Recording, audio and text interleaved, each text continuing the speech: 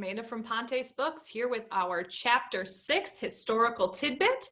And Chapter 6 was a little hard to decide who to do for the historical tidbit because there were a lot of names that are pretty important to the story that were mentioned in this chapter. So I picked one and hopefully we'll have a chance to focus on the other ones as well. So our focus historically for today is on Lady Elizabeth and Lady Jane Grey. So we see these characters first come into the story. Technically, I think we saw one of them the chapter previously, but this is the first time where he really has a conversation with them. So Lady Elizabeth and Lady Jane Grey are characters who were friends with Edward, but since this is Tom disguised as Edward, he doesn't really know them. But they are brought into his room to kind of just be some light fun, some entertainment, some social time for him. So this is how they're actually introduced in the book. So on page 28 and 29, I cut out little pieces to kind of condense it down. At this moment, the Lady Elizabeth and the Lady Jane Grey were announced. The two lords, so that would be Lord Hertford and Lord St. John, exchanged significant glances. St. John was saying in Tom's ear, "Let them not perceive that thou art much changed from thy wont. For thou knowest how tenderly thy old playfellows bear thee in their hearts, and how 'twould grieve them." So there's also a lot going on in this book. So hopefully you've already watched our video on thous and these and thys, and also the one that we just did this week on verb endings like est, thou knowest, and I thought I saw one more that was in there. Maybe not. Maybe that's the only one that was in there. But there's a lot of these and thous in there as well. So good, rich quote. But basically what this is saying is that when Lady Elizabeth and Lady Jane Grey show up, St. John gives Edward it's actually Tom, kind of a little pep talk that's like, hey, remember, these are your friends from when you were younger. You don't want to hurt their feelings by not remembering some of those things and not remembering them. So remember, act like you do, because prior to this in chapter 6, he has just gotten an order from the king saying, basically, until he's not crazy anymore, he has to act not crazy. Because remember, they think that this is actually Edward and he's just lost his memory. So the king tells him, well, you have to pretend you remember everything until your memory is actually better again, and you do remember. So that's what he does in this conversation, and Lord St. John and Lord Hertford kind of help him along the way.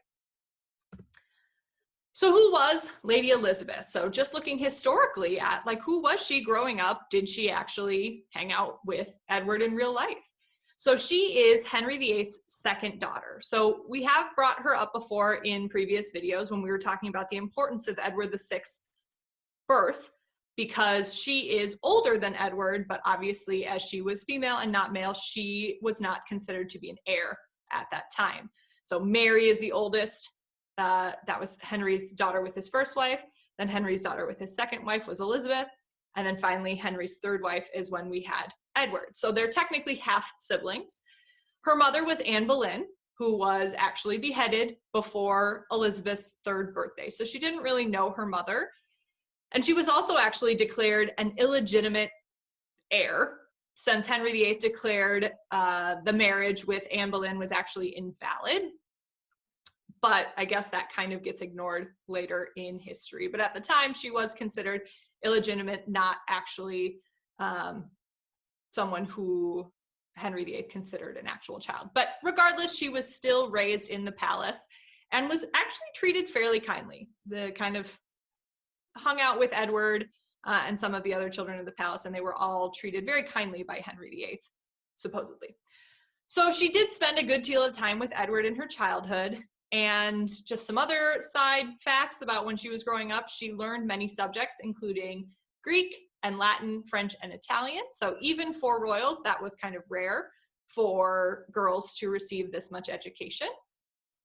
And then also, it's just important to note that she supported English Protestantism, the Church of England, which is going to become important kind of later in life. So this is kind of like a snapshot of what she's like in The Prince and the Pauper, but kind of after the Prince and the Pauper timeline in real life, she actually did become queen. So if we think about where the crown was, so Henry VIII had the crown, then Henry VIII died and it went to Edward VI. Edward VI dies, Then it actually went to Lady Jane Grey. We'll get to her in a second. And then it went to Mary. And then finally it went to Elizabeth. So she got the crown kind of last in the line of all these children, but she ended up reigning as queen for 40 years. So she was last, but the longest by far. She also returned England to Protestantism. So Mary, who had the crown right before her, had brought England back to the Catholic Church. So at this time, England was kind of being forced back and forth between Catholicism and Protestantism. And those are effects that still to this day affect the area, is that idea of Catholic versus Protestant. So though that Henry VIII's decision to move England to the Church of England so that he could be justified in divorcing his wife still has ripple effects to this day, which blows my mind. So she returned the England to Protestantism. So then if we focus on Lady Jane Grey, she's also in this story kind of seen as one of Edward's good friends growing up. So she is actually the oldest daughter of Henry Grey and is the great-granddaughter of Henry VII. So she's technically Edward VI's cousin once removed. And in the story, they just say cousin because, essentially that's what it is. So she also grew up studying Latin, Greek, and Hebrew. She supported English Protestantism, the Church of England, and ended up marrying Lord Guilford Dudley, which is obviously not something that happens during the story because she's still fairly young. But fun fact, Lord Guilford Dudley also gets a shout out in The Prince and the Pauper, specifically in chapter 6. So right after this conversation happens, the girls are about to leave, and basically Lord St. John and Lord Hertford suggest that Edward stops kind of conversing with people and takes some time to rest so that he can I guess be well rested. And he's relieved, but they do mention that it was Lord Guilford Dudley who was there to see him next, who was sent away. And in chapter 6, it says that Lady Jane Grey was disappointed that he was being sent away, which I think is funny because they ultimately end up getting married. Or maybe we're already married at that point. I guess I don't exactly know the timeline, but I would assume they wouldn't have been married yet at that point. She just kind of had a crush on him and wanted to see him. So what happened to her?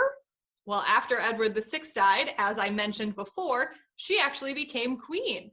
So even though she was actually 5th in line to the throne. So the reason that she became queen, or so I guess the history books say, is that she was actually Edward's choice for who would get the throne. It's kind of like his dying wish. So as he was sick and he was dying, he said that he wanted the throne to go to Lady Jane. And she was only 16 years old at the time, which seems young, but Edward was even younger. And her father was a part, so Lady Jane, her father was a part of a rebellion against Mary, and that was happening around the same time that she was moving into being the queen. And Mary had a lot of power and ultimately ended up throwing Jane and her husband in the tower and taking the throne away from her. And Lady Jane actually ended up being beheaded. And so she ended up only being queen for 9 days. Mary was kind of the one who was responsible for taking the crown back because she was seen as, I guess England was kind of against it too because they thought Lady Jane wasn't really a legitimate heir to the throne and they wanted somebody who was. So the next closest would have been Mary. So with that, all that power behind her, she was successful. So that's it for today. Hopefully you learned something about these two characters, and have a good rest of your day.